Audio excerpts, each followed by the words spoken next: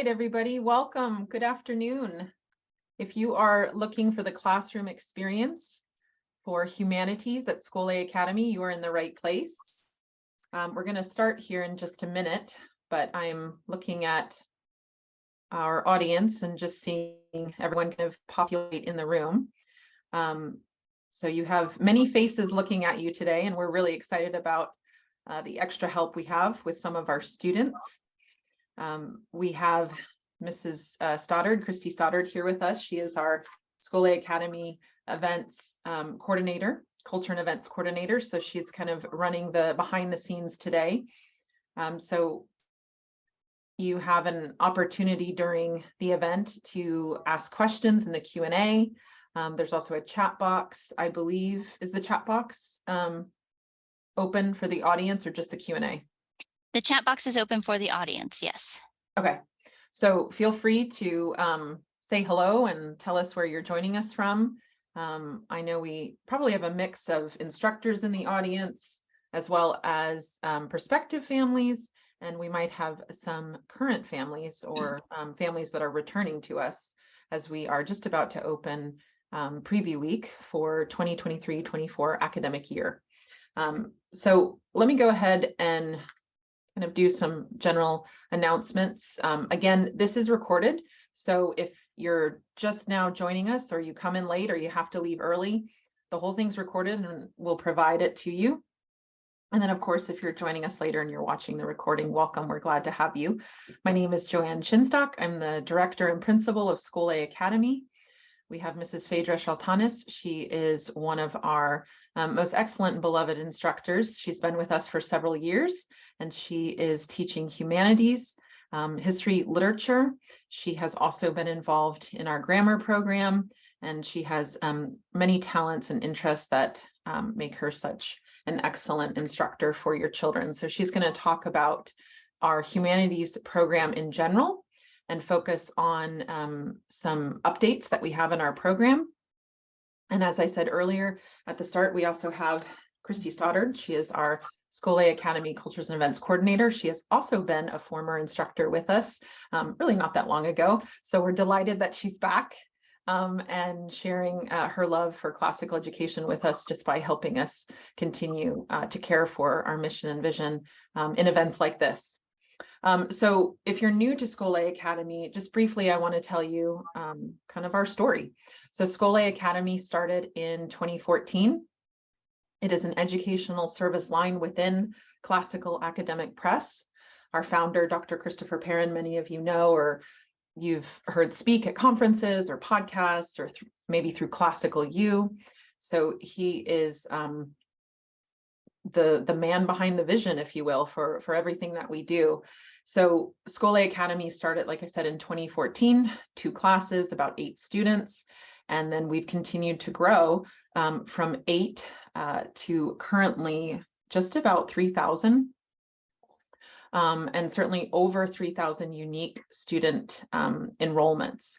So this covers grades K to 12, primarily grades 4 to 12, but we have many offerings for those early groups. Some of you might be familiar with them, Mommy and Me, or some of our family-oriented classes that meet once a week. So we really have expanded our course offerings.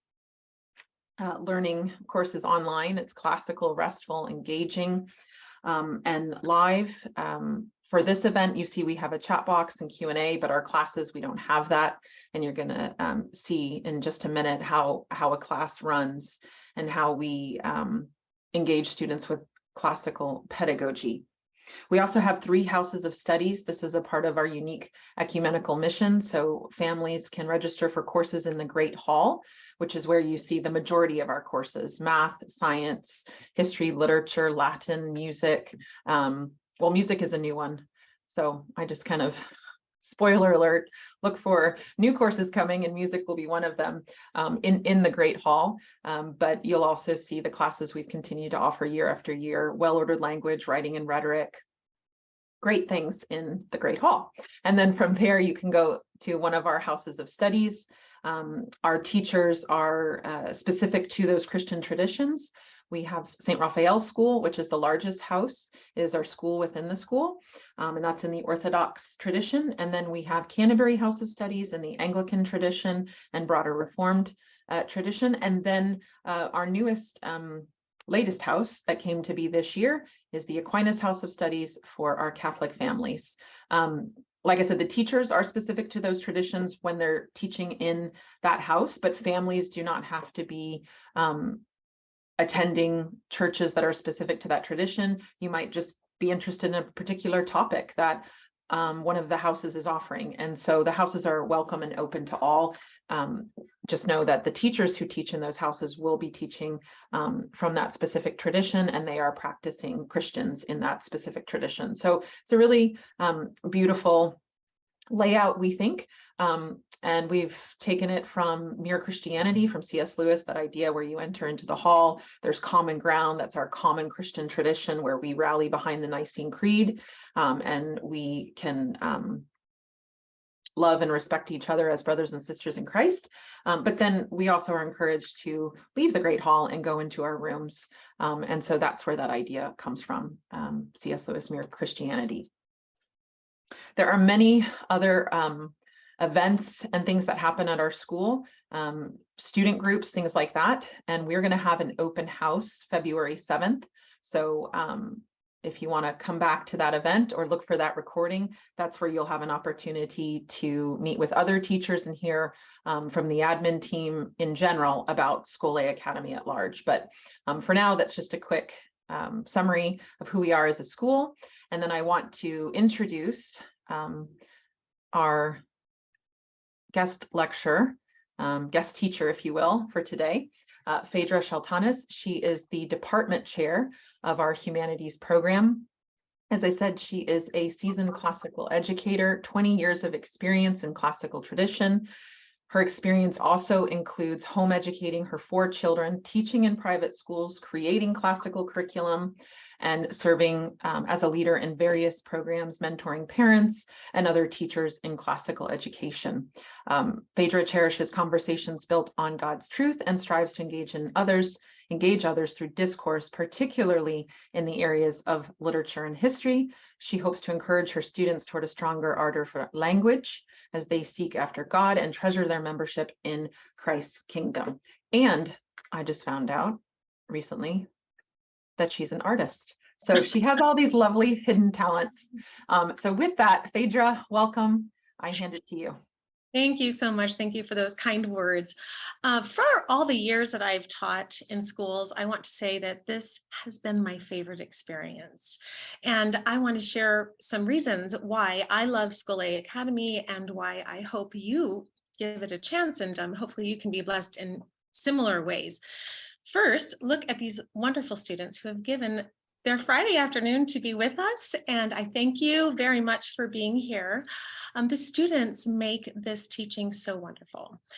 Also, ironically, the thing that I first was hesitant about, the online venue, is the thing that has become the best aspect of it in many ways, because we are not geographically bound. And so students can find the classes that they want to take and truly express their interest in them. So student body is wonderful, but also the idea of sitting at leisure to discuss great, enduring, beautiful ideas founded in scripture and through the biblical worldview is a tremendous blessing. And we get to do that in humanities. We really get to read the finest works, if you will, the ones who have lasted for thousands of years. And we look at historical events through both the literature aspect and through the Christian worldview. So what can I say about the humanities program? It begins very young with just reading. Right? Reading books and talking about them. And throughout the early stages that we have through Scholé, I'm not sure as much about the early levels, but reading is a big part of our time together as home educators, as you know. By the time we get to middle and high school, the foundation has sort of been laid for discourse and for content area. So we start piling on layers. We start looking more deeply into ideas of freedom and liberty and justice and truth. We start re-examining stories that we heard when we were younger, and now we look at them with a much more critical eye, and we sort of look at ourselves as well. So humanities, really it's the study of human beings, the expressions of human nature and character, and they're all what we try to be united in kind of the great conversation, which is what joins all of us together here. So I would like to just launch into one of my favorite topics of the year. We just finished a study on the French Revolution and in history and literature. The accompanying book was A Tale of Two Cities. The literature and history for upper school, middle as well, middle and upper is a block. It is great to take both classes together because they really enhance each other, providing a pretty robust and full examination. So our students today are going to be discussing some of the ideas that have really stuck with us through this study of the French Revolution. And we are going to begin with a portion of a psalm. It's Psalm 146, verses 7 to 9. The Lord sets the prisoners free. The Lord opens the eyes of the blind. The Lord lifts up those who are bowed down. The Lord loves the righteous. The Lord watches over the sojourners. He upholds the widow and the fatherless, but the way of the wicked he brings to ruin. The Lord sets the prisoners free. When we think about prisoners, we often think about punishment, which is related to the idea of justice. So I'm going to ask Salem, who is also in rhetoric with me. Salem, what do you think about, how would you define justice, and where do we see it fairly or unfairly represented throughout history? I would probably define justice as people getting what they deserve. And there's lots of places where justice is executed, but the one that comes to mind that's probably like the best example of people receiving justice is when the Lord burned Sodom and Gomorrah to the ground because of their sins. Now, personally, I kind of have a harsh, to me, justice is kind of harsh. And that's where man-to-man justice can sometimes be a little shady because we're all sinners. And as soon as a sinner gives a sinner what they deserve, it can become a little flawed. Like Xerxes whipped a river because the river did not do what he wanted it to do. But then there are also men in history that truly strive to provide good justice, like Hammurabi kind of devoted part of his life to writing up codes to provide the most amount of justice. It was flawed. Nobody can deny that, but he tried his best.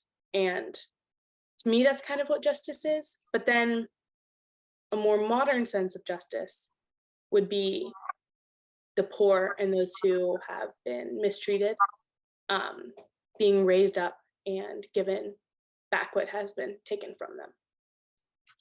The poor and those who have been mistreated. Well, we know a lot about that from the French Revolution, don't we? Does anyone else have another comment on justice? Salem did a great job. Thank you, Salem. Anyone want to comment or expound on that? Sophia? In Plato's Republic, a lot of different definitions of justice are propounded, but Socrates says that justice in its own nature is what is best for the individual soul in its own nature. So looking at it from that viewpoint, kind of thinking about what can I do how can I be just towards another person? What is going to help my soul and what is going to help their soul? Looking at it as that's going to be the most just thing to do. Really great. Thanks for bringing Plato into this. It makes me wonder if there is then an objective justice, which of course we know with Christian, our faith, of course, God is the ultimate, the giver of the law. But then what happens when that objective rule is not observed? But before we get to that, Jack, please. For another more modern example of justice, I would say a lot of the constitutional amendments really represent justice. In that case, it's not justice in the sense of someone receiving their due and being punished, but it's people A lot of the Constitution amendments, like the freedom to, like the right to vote for African Americans and women, that's people receiving their due, as in receiving liberties that they deserve. I would say that's another example of a just situation. Great.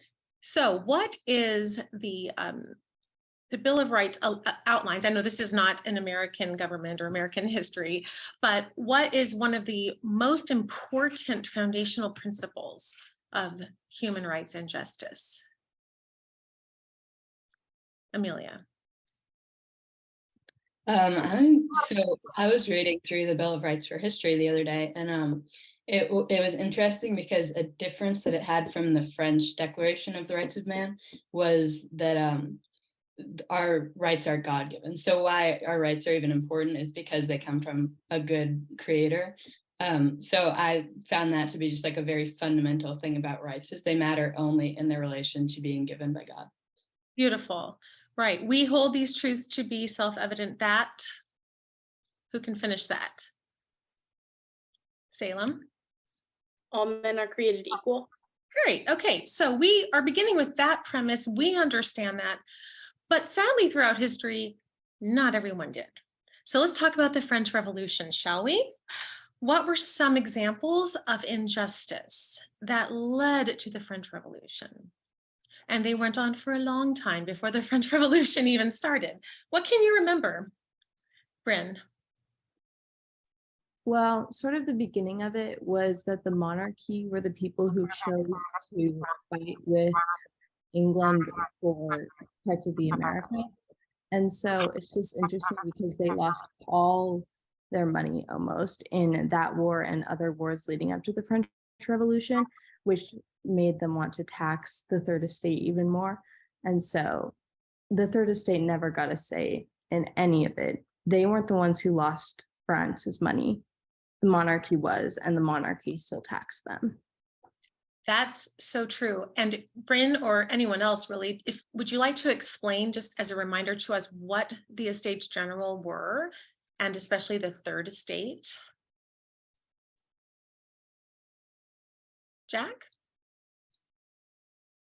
I believe that prior to the French Revolution, French society was divided into three classes, the three estates. The first estate was the higher clergy, the second was the aristocracy and the nobility, and the third was everything from basic serfs and peasants to lawyers and shopkeepers, so essentially the middle to lower classes of the country. Right. And how was the power distributed? Noah? 97% of the population were of the common people, and the other 3% were of the other two classes. The biggest problem was that the other two classes were given the exact same power as the third class. So if they could overrule the third class whenever they wanted, and since the monarchs and the clergy were usually pretty combined, they usually had the power to say whatever they wanted. Mm-hmm. And so those two first classes, they had some special privileges, if you recall. Do you remember what they might be, Emma? Yeah, one of the injustices was definitely that they were exempt from taxes and stuff. So the 97% of the majority of the common people of France had to pay taxes, and they were just they were the only ones paying the taxes for all of the decisions that France made. Exactly. So we have the injustice of the burden of the funds, I suppose, if you will, falling on the people who made the least amount of money and who really didn't have much to begin with. What did that look like for the average French person right up against the time of 1789? What were some of the big things that, I guess maybe even the biggest issue for the common people? Noah. So food was the biggest problem. Bread was what they ate almost all the time, and so 80% or 90% of their wages went to buying bread. So that other 10%, they were taxed of. They had no other thing they could buy, and since there was grain shortages, the wheat kept on rising and rising, which meant the bread became more and more expensive, and that is one of the biggest causes of the French Revolution. Right, exactly. So we have all these people and these mothers who are trying to feed their families, and they have very little money, and whatever they do have, they can barely get any bread because A, there were famines and shortages, but also the price of bread was raised quite high, right? So what were they to do? How were they, what could they do? Did they just say, well, we're powerless and that's the way it is? Let's look at the slogan of the French Revolution for our answers. What is the slogan? You can say it in English if you like. You don't have to say it in French. Amelia. Liberty, equality, and fraternity. Great, liberty, equality, and fraternity. Especially at this point, equality so that all families can feed their children. Women started becoming pretty important here at this time, right? And so women were very much responsible in two things we talked about in July 14th, 1789, and then in October. So what is the first event, kind of the start of the French Revolution? Jack. On July 13th, 1789, I believe 50,000 people from Paris stormed the Bastille in order to gain the weapons that were stored inside there by the monarchy. And in addition, they also freed the prisoners, and there were 7 prisoners there, so they executed the governor and 7 guards in retribution. Excuse me, very good. So they didn't storm the Bastille to free these massive amounts of prisoners at all. Isn't that ironic? Now, King Louis XVI didn't think this was such a big deal. So was the storming of the Bastille effective? Did it bring about a change? Bryn? Well, yeah, like they said, the reason for the storming was for the weapons, not for the people inside, because there was so much stored up in it. And it was also just like a symbol, because other than Versailles, that was basically the main symbol of power for the monarchy, because it was such a huge historical building. And so in doing that, it sort of just inspired the rest of the revolution. Right, yeah. Amelia.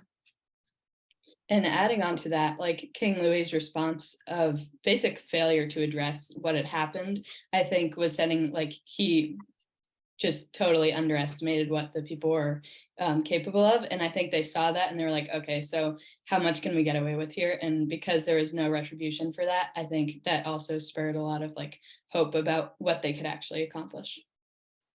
Good point there. Good point there. So what did the French Revolution accomplish? You don't have to mention everything, maybe just 1 or 2 things. Sophia? Basically, they were trying to get rid of the aristocracy, like that whole system. They wanted a complete change in like how the country was run and where the power came from. And so instead of having these classes where it was like the tiny 3% up top had all the power and the authority, they wanted it to be more evenly spread. And it did work for a while, for sure. We're not finished with our study, of course. I mean, history is an ongoing, always keep learning and seeing connections, but there were some very positive changes. But the justice scenario, we need to look at that a little bit more carefully. Okay, we can all agree that there was great injustice. The aristocrats really abused their power, the clergy abused their power, and the people suffered. But there are different kinds of justice and reclaiming of justice, and this is where A Tale of Two Cities comes in. Can someone remember one of the examples of how the aristocrats, and maybe don't give the big example at the end of the book, but maybe one of the examples when the Marquis, kind of how did he demonstrate injustice to people? Noah? A woman had lost her husband not far from where the Marquis was in his carriage driving, and she simply asked him, because he put a tombstone at the head of the grave. And he said, no. And she had lost her husband. She was asking for nothing else, no money, nothing. She only wanted a tombstone. She was a weak woman, so she could not do it herself. And he was just like, no, I'm not doing anything for you. And he just went on with his own business. Right. And that husband had served France. He had given his livelihood to the country. Jack, another example? In addition, just earlier on that same trip that Noah just mentioned, his carriage had actually run over a small child in Paris, and he essentially stops annoyed that there is some sort of delay in the schedule. Well, they tell him what's happened, and he just tosses a few coins into the crowd as a means of payment and tries to ride away. He again, he's paying for damaged goods essentially. Right. Oh, right. And how painful. So clearly there's not this all men are created equal idea in France at this time. Well, let's make this partly fictional, shall we? We know, what do we know about Charles Dickens and A Tale of Two Cities in terms of his historical accuracy? Is it all true? Is it mostly true? Is none of it true? Where do we go with historical fiction? What do you remember? Amelia. I believe like a friend of his lent him a few books that were like, they were a little bit hammed up to make it just seem like a very interesting history book instead of like dates and what happened. So he was writing off of those a lot. So I think he's definitely like accurate in some ways. And then of course we need to allow fiction to be a bit of an embellishment, but there was a bit of inaccuracy too. Thank you. Sure. And so we have some characters that he has developed for us. And through those characters, he tells this phenomenal and heartbreaking story.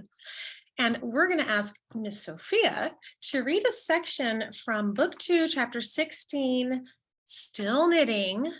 And this is a scene between the married couple, the Defarges. So, Sophia, if you would please refresh our memory.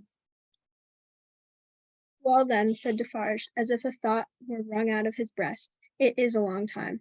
It is a long time, repeated his wife. Is it not a long time?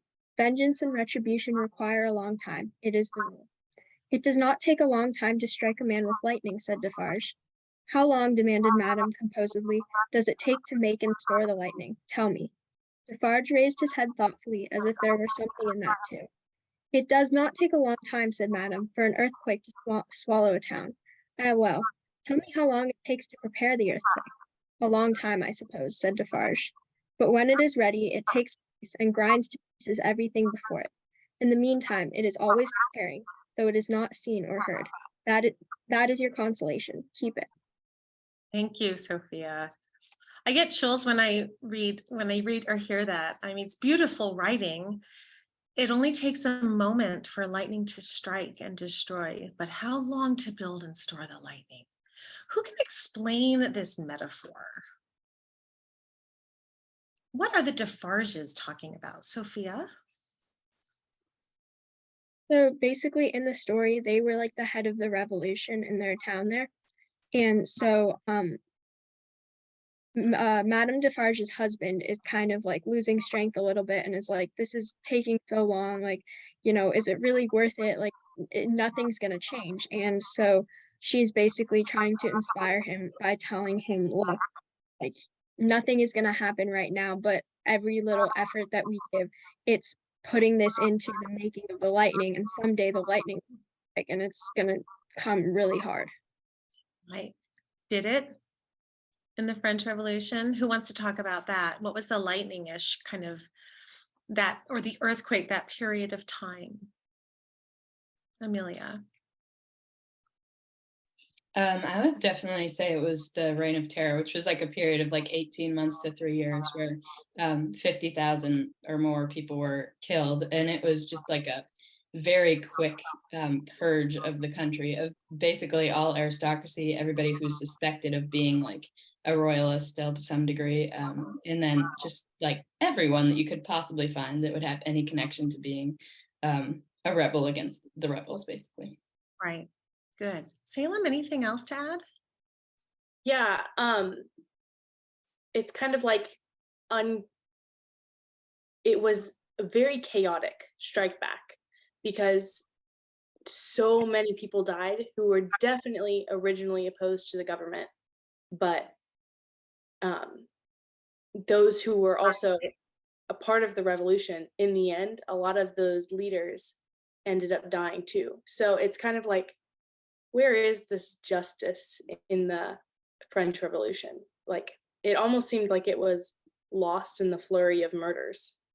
It sure does. Yeah, well said. Bryn? Yeah, during the Reign of Terror, I just have a quote. I think it's from Maximilian Robespierre. And I think he said, for peace to happen, all Republicans must be killed. And then another like main objective was of theirs was just to kill everyone who was like, even just like moderate. Like even if they weren't extremists in the revolution, they should be killed. And so I just thought that was, yeah, interesting. It's shocking. It's shocking to read what the leaders, and Robespierre, of course, being the main leader of the Reign of Terror. Terror is the order of the day. It's the only thing that's going to work, he thought. Jack? It seems to me that with the initial purge of the aristocracy and how that soon became very brutal, it's rather a mixture of the built-up resentment against people like the Marquis and his actions, mixed with a lot of mob mentality, I would say. So the people of France have great anger against the aristocracy here, and then once they start hard acting in this way, it's hard to stop. And then once officials like Robespierre took power, that, like a lot of people have said, it seems that power just starts to corrupt them, and essentially the entire situation descended into paranoia against anyone who could be counter-revolutionary. Great, great comment there. And one of the writers for the French Revolution, if you recall, we discussed this, he said that the parents of the revolution or the revolution will eat its own children. And that's what ended up happening, wasn't it? So basically this justice, this attempt to justice sort of turned in on itself. Now, here's the big question. This is probably where we'll need to end for today, but this is why it matters. What's the Christian approach to justice and vengeance? We know that Defarge, as an example, suffered greatly at the hands of the aristocracy. It wounded her for life. It sort of set her tone. But how do we approach this as Christians? I mean, we started talking about how God frees the prisoners. He is the judge of all. What do we do? Well, how do we think about this? Was it okay what the people in France did? Emma? Yeah, I think first, excuse me, I think first we do need to understand that God isn't against war or battles or things like that. Like in the Bible, I can't remember the reference of it, but there's a verse that says there's a time for war and a time for peace. And so just because like peace is definitely what we all strive for and what we want, that doesn't mean that sometimes war isn't necessary. And so I do think it's important. I don't think all war is good. I think there's definitely a lot of war that didn't need to happen. But I do think that some war is necessary in order for peace to be a result. Nice comment, Emma. Thank you. As hard as it might be to admit that war is a reality, it's certainly okay. Good. I see Salem, then Sophia, then Amelia, please. I think that the French had a really strong taste for justice, and while they were probably correct that they were correct that justice needed to be served, I don't think that they were acting like Jesus in the way that they asked for justice. And I pulled up a Bible verse, Micah 6:8. He has shown you, O mortal, what is good. And what does the Lord require of you? To act justly and to love mercy and to walk humbly with your God. I think everybody can agree without a doubt that most of the French were acting justly, but they did not love mercy. And I think that they were so fed up with having to be forced to be humble that they swung in the completely opposite direction and kind of fell for the pride of their their suffering for so long, that they were prideful. So I think that hand in hand with justice need to be mercy and humility, because I would hate it if I got all the justice for my sins. So I'm very glad that our God is a merciful God. Absolutely. Amen to that, Salem. Sophia. I definitely agree with what Salem was saying about how the end that they were striving for was probably a good ideal, but the means that they did it by wasn't necessarily the best idea. And I also wanted to bring up something from scripture. I don't have the exact verse, but he's talking about, instead of eye for an eye, which was at that time the popular how they lived their life, he said, rather, like Jesus, that is, said, if someone like slaps you, turn the other cheek and let them slap the other cheek. And so obviously, like, the French revolutionists were really hurt by the aristocrats. Their families were killed, their lives completely destroyed. So obviously it's hard for us to judge and say they shouldn't have done this, they should have acted like this, because if we were in their shoes, it would be really tough to, act mercy and kindness. But Jesus did say to love your enemies, and so no matter like what was going on, the correct response would have been to to patiently persevere, to try to change lovingly and with mercy and respect, humility, instead of just going and killing all these people. Wow, great comment, Sophia. Amelia, I think you had the last word today. I don't know the verse, but it's like, vengeance is mine, says the Lord. And for the French Revolution, it was a godless revolt. Like, they basically did away with God and religion. It wasn't just the Catholic Church, it was like every Christian thing. And so when God says vengeance is mine, I think he says that for the reason that we see in the French Revolution, because the French revolutionaries take vengeance for themselves. Like, that's their thing. Is, I mean, Defarge's like right-hand lady is called vengeance. So they're taking vengeance on the aristocrats. But what does it turn into? It turns into like breaking a ton of commandments, and like the New Testament law of love is not in their hearts. So they're claiming vengeance for themselves, which leads to like ungodliness. It's not their place to exact this vengeance, and it just leads to massive like bloodletting on all sides. Sad but true, Amelia, you're right. And, I'm going to just harken back to what Salem said about thank God for his son who paid the price of all of our sins. What Jesus did was not just, he did it for us. And that is, I think, a lifetime of study and prayer and discipline and God's grace and mercy to help us understand that, because it can be so easy to think we can take justice into our own hands. But in any case, it's a journey. It's a lifelong journey. And I'm so happy to share that journey with you, students. I think you have demonstrated why I love teaching with Scholé so much. I mean, just thank you so much for this inspiring time together, and for spending this little afternoon with us. And I just applaud you and commend you for all your hard work, and I really appreciate you. Thank you. And that's all we have. Thank you, students, for joining us, and thank you, Mrs. Shaltanis, for the demonstration. I do want to open it up now for Q&A. So parents, and maybe we have older students who are interested in Scholé Academy that are in the audience. Again, you can put your questions, and some of our students are going to drop off because they have to go on with their afternoon. So if you're leaving, thank you so much, but you are welcome to stay if you'd like.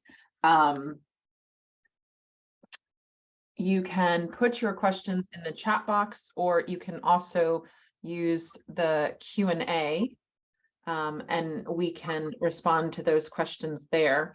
One of the pieces, I'll just say one thing, is perhaps you're thinking about what you've just listened to and kind of thinking about some questions. A couple things. While the classroom experience was going on, I did put some links in there to the class. Someone had some questions about reading list, book list, so I've provided that information.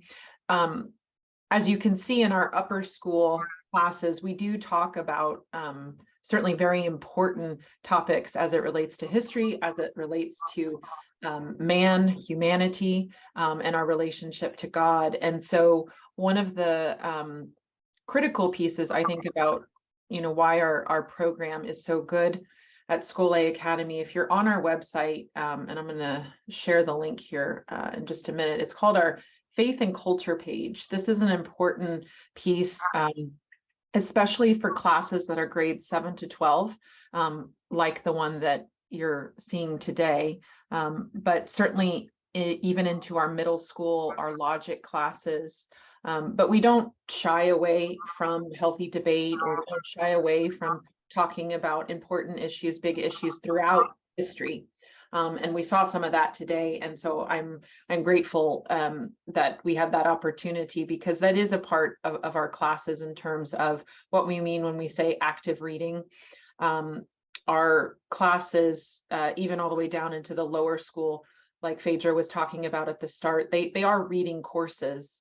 Our upper school classes take a lot from Mortimer Adler's How to Read a Book, thinking about those active reading skills. And you can see when our teachers focus on those skills over time, as a child goes through the program and they are in their high school years, then they enjoy rich conversations because they've had time to read deeply, commonplace even, and reflect and think on what they're reading and bringing that into conversation. And then from conversation that can transform into, well-written works, whether that's specific to this class or even integrating it into their writing assignments in other classes. So again, that Faith and Culture page is great. It speaks to how we tackle history and modernity, and how students will bring really important questions into the classroom, and how they're guided by our instructors, and then just the importance of active reading and discussion. So great, I see some questions coming in.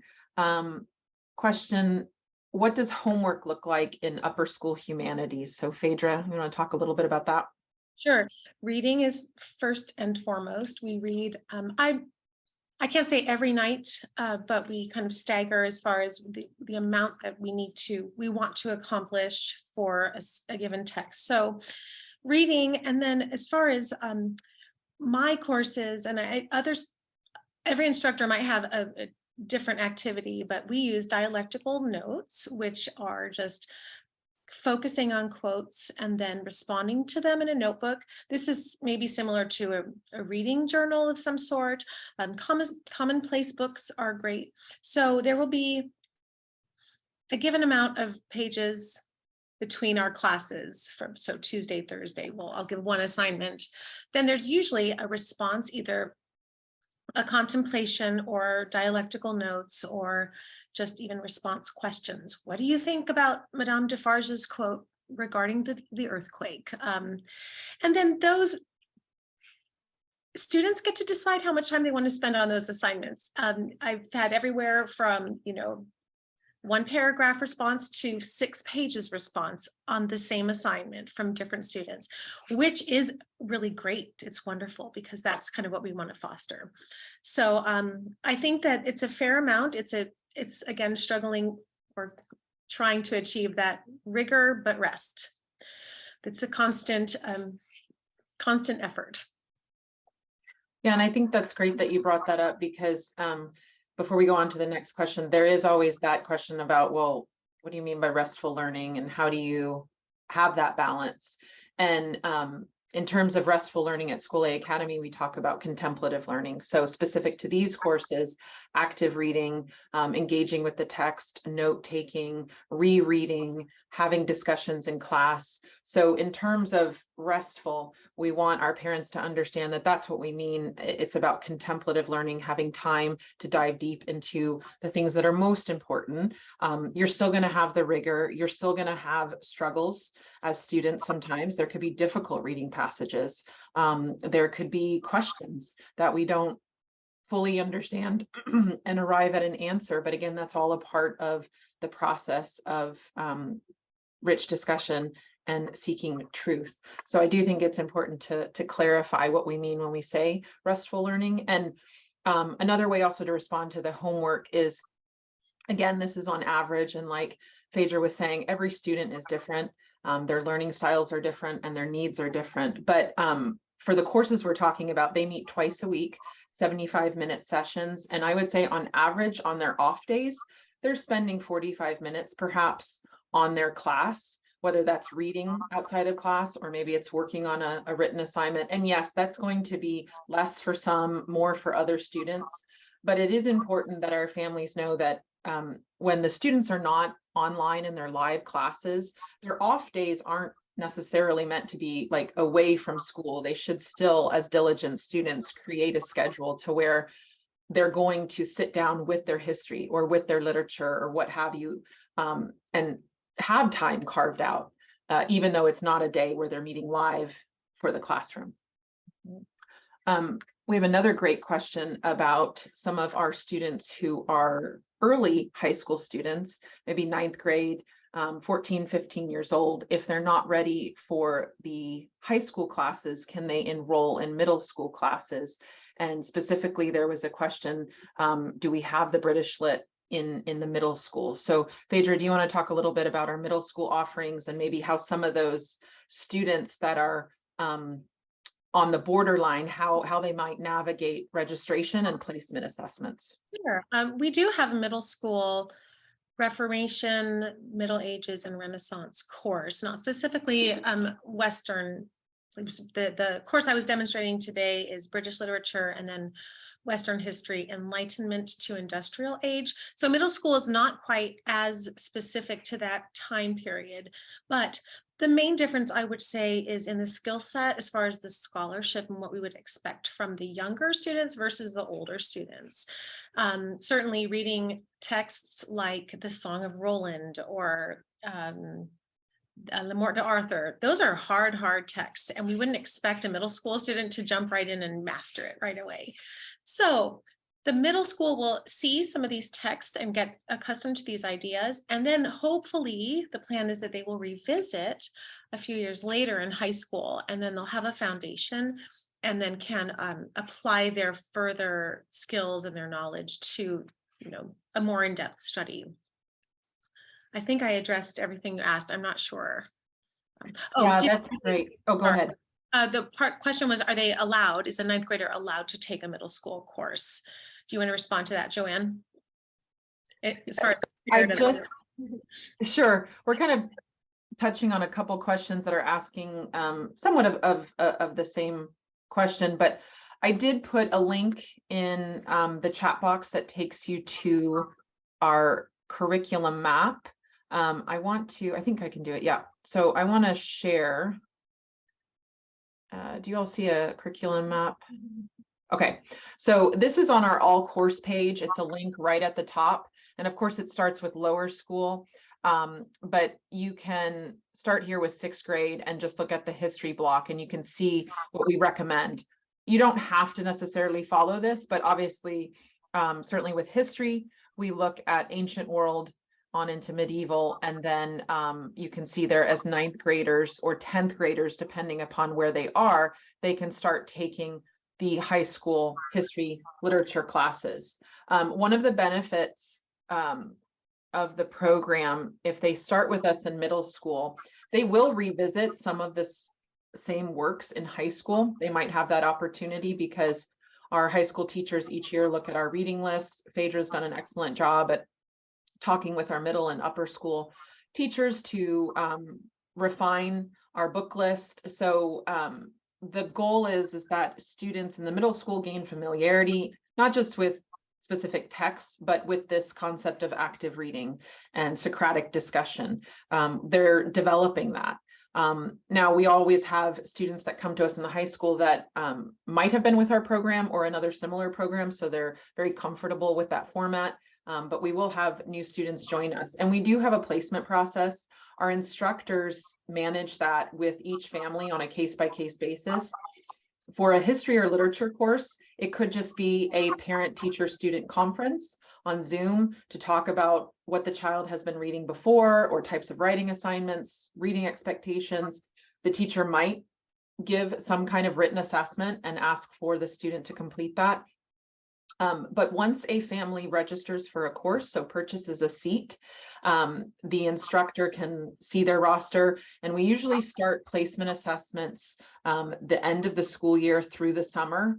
But at any time, even as parents, you're trying to decide what class do I register for. If your child falls outside of a target grade range, you can reach out by email to one of our instructors and just describe kind of who you are and where your student's been and what you're thinking in terms of, I'd like to consider this course, would you allow?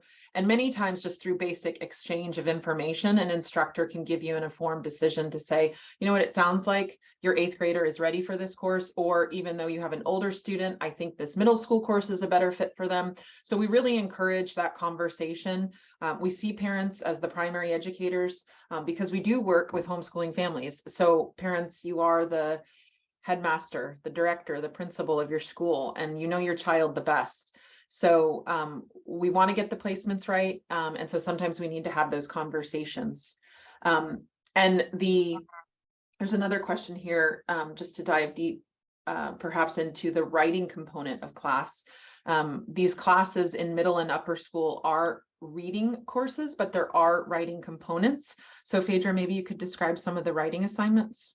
Sure. I think most instructors give perhaps one essay a quarter, where we try to put in the formal academic essay, at least get some exposure to writing that.